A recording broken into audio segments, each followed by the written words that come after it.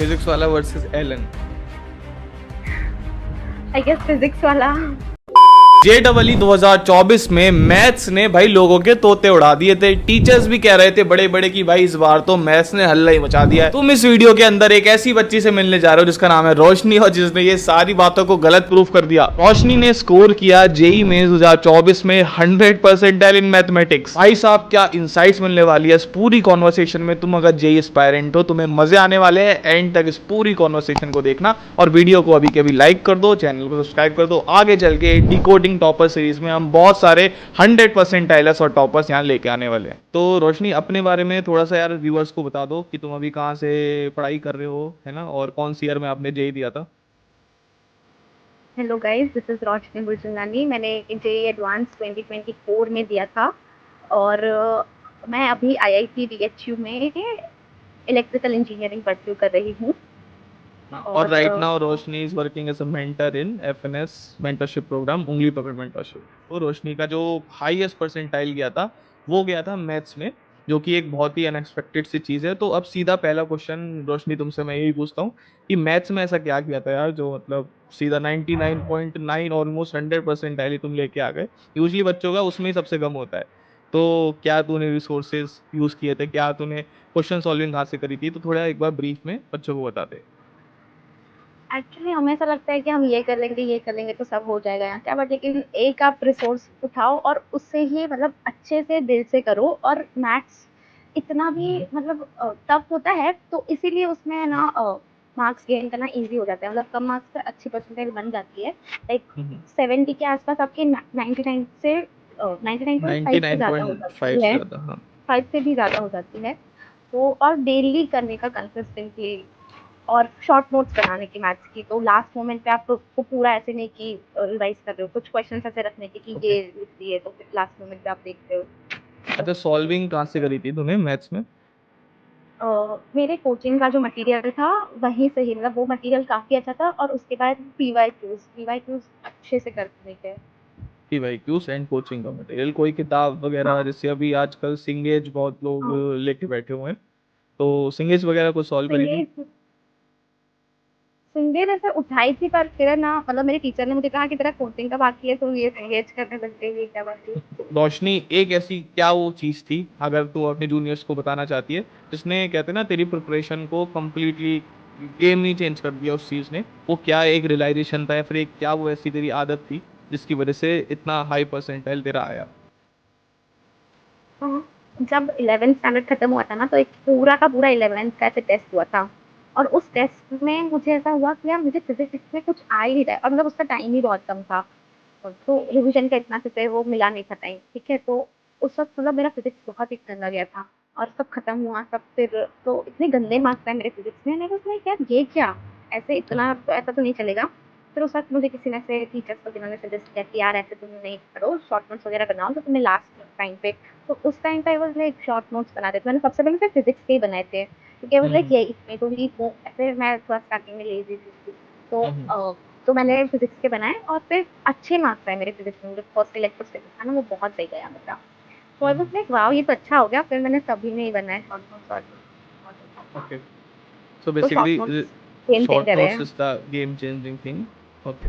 तो प्यारे बच्चों, जैसे कि तुम लोग को रोशनी ने बताया उसके शॉर्ट नोट्स उसकी प्रिपरेशन के गेम चेंजिंग रहे थे। तो भाई हमारी पूरी FNS टीम ने रोशनी के शॉर्ट नोट्स को एज इट इज उठाया, उनको डिजिटल PDFs की फॉर्म में कन्वर्ट कर दिया एज इट इज। अगर तुम लोग पे थोड़ा भी कम टाइम है, शॉर्ट नोट्स नहीं बनाए हैं और रोशनी के शॉर्ट नोट्स से तुम पढ़ना चाह रहे हो, लिटरल 100 परसेंटाइल के शॉर्ट नोट्स से तुम पढ़ना चाह रहे हो, जाके इन शॉर्ट नोट्स का यूज करो यार। बहुत मेहनत से और बहुत ही OP लेवल का कंटेंट इनके अंदर है, तुम्हारी JEE प्रिपरेशन में मजे आ जाएंगे। तो भाई क्या कर रहे हो, जाके एक्सेस कर लो शॉर्ट नोट्स को, डिस्क्रिप्शन में लिंक पड़ी है और मजे उठाओ शॉर्ट नोट्स के। हेलो जूनियर्स, मेरे शॉर्ट नोट्स को अजय भैया ने डिजिटली क्यूरेट किया है, तो इनका यूज़ स्टार्ट करो and witness the change. Right. तो रोशनी अभी जैसे जनवरी का फर्स्ट अटेम्प्ट आने वाला है, अगस्त भी ऑलमोस्ट निकल ही गया है, पूरा ही निकल गया है। तो अभी अगर किसी बच्चे को तेरे जितनी परसेंटाइल लेके आनी है, लाइक 100 परसेंटाइल तक लेके आनी है मैथ्स में या फिर किसी भी सब्जेक्ट में, तो उसको क्या करना चाहिए। लाइक उसका बैकलॉग भी हो रखा है, वो उसकी प्रिपरेशन भी ठीक ठाक ही, ज़्यादा अच्छी नहीं चल रही है।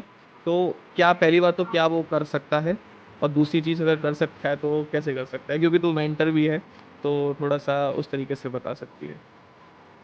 देखो, अगर तुम्हें ऐसे अच्छी रैंक लानी है ना, तो ये चीज़ समझ लो कि सब कुछ नहीं करना है, ठीक है? कुछ चीज़ें होती हैं जो बहुत इम्पोर्टेंट होती है और कुछ चीज़ें होती हैं जो पेपर में इतनी दिखती भी नहीं है, कुछ चैप्टर्स होते हैं एक्चुअली, हम्म। ठीक है? तो वो चैप्टर्स तुम पीवाईक्यूज़ से देखोगे कि कौन से हैं जो बहुत ज़्यादा आ रहे हैं पिछले सालों में, तो उनको एकदम मस्त प्रिपेयर करना है, ठीक है? और अब वो चैप्टर्स जितने के 30-30 चैप्टर्स में से कुछ 15 चैप्टर्स तुम्हें ऐसे मिलेंगे जो बहुत ज़्यादा उनका वेटेड होगा।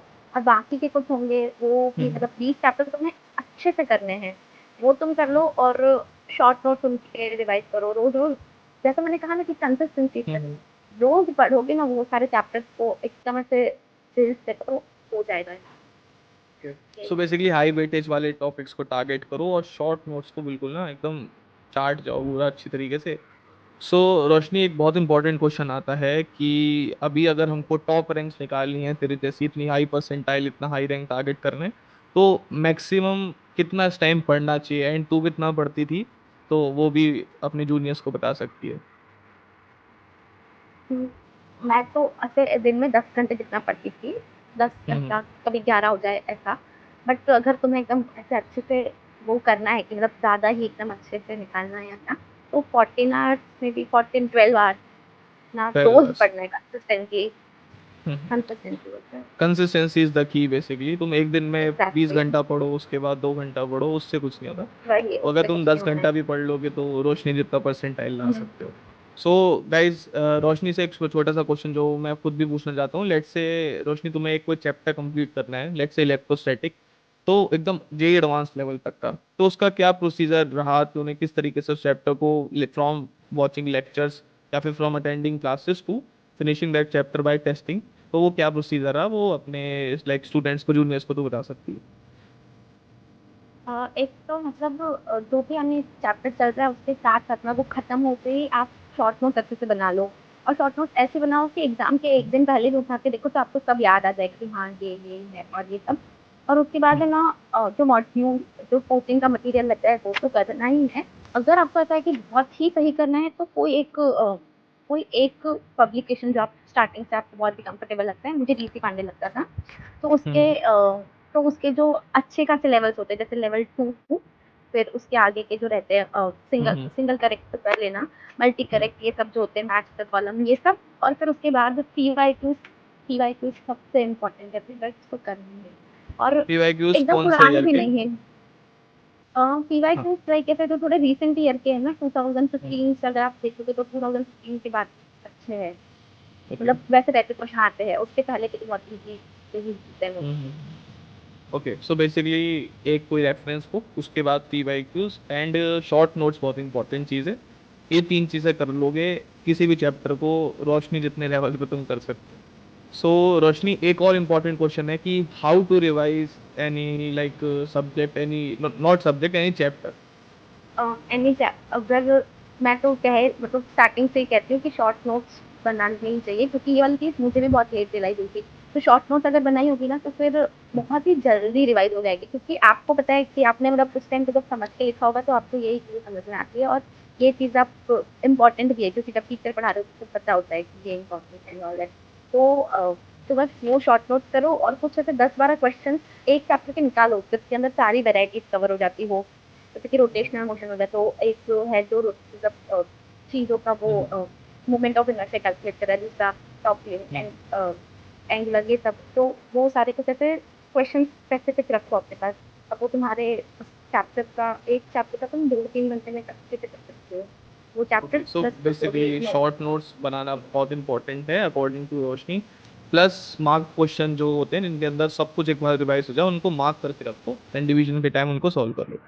सो this is the best approach of revising any chapter. कोई बच्चा आईआईटी टारगेट कर रहा है तो उसको उसको फर्स्ट अटेम्प्ट की महत्व थोड़ा सा समझा दो, क्योंकि ये लोग तो सेकंड अटेम्प्ट के पीछे पड़े रहते हैं। तो why first attempt is so important? देखो एक तो सेकंड अटेम्प्ट के टाइम पे ना बोर्ड्स भी आ रही होती है, ठीक है? और बोर्ड्स में तुम्हें एक राइटिंग प्रैक्टिस होनी चाहिए, तो तुम फिर मतलब फर्स्ट अटेम्प्ट के बाद सब टीचर्स वगैरह भी तुम्हें उसी के लिए वो कर रहे होते हैं, पुश की वो कर लो, तो फिर तुम्हारा ध्यान वहीं जाएगा।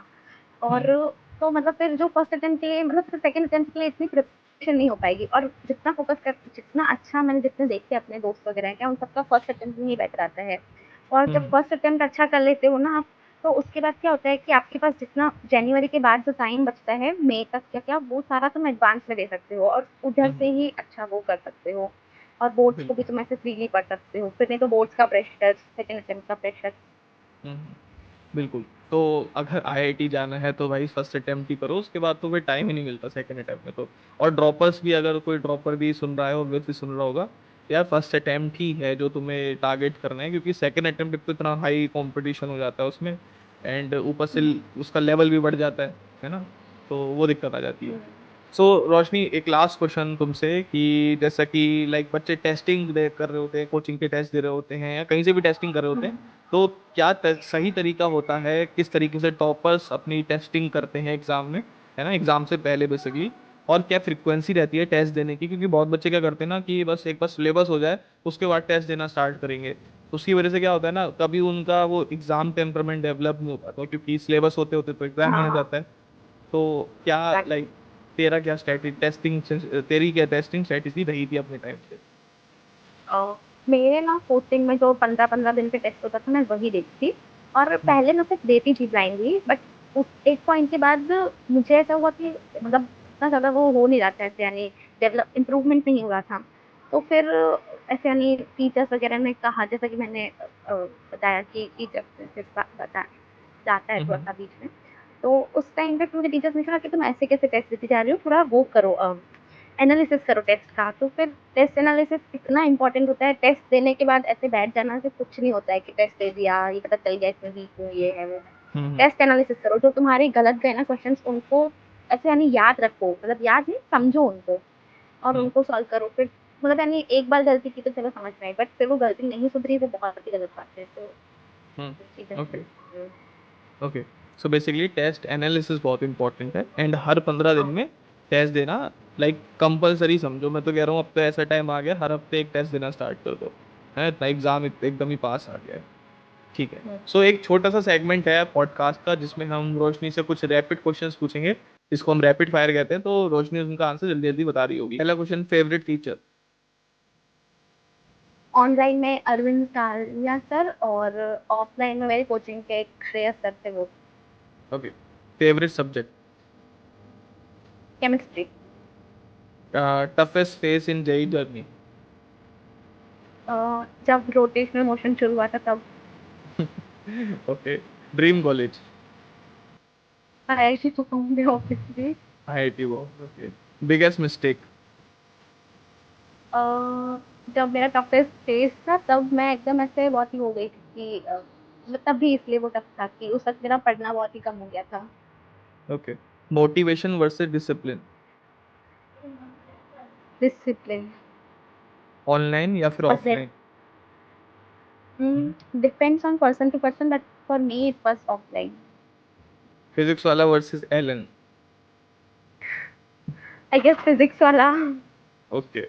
Thank you so much Roshni, हमसे बात करने के लिए बहुत अच्छा लगा। एंड रोशनी से अगर तुम लोग भी और बात करना चाहते हो, मैं इंस्टाग्राम वगैरह दे दूंगा रोशनी का, वरना तो मेंटोरशिप में है हमारे साथ रोशनी, एज अ मेंटर काम करिए, तो तुम मेंटोरशिप भी ज्वाइन कर सकते हो, उसकी भी लिंक तुम्हें डिस्क्रिप्शन में मिल जाएगी। ठीक है रोशनी, थैंक यू वेरी मच।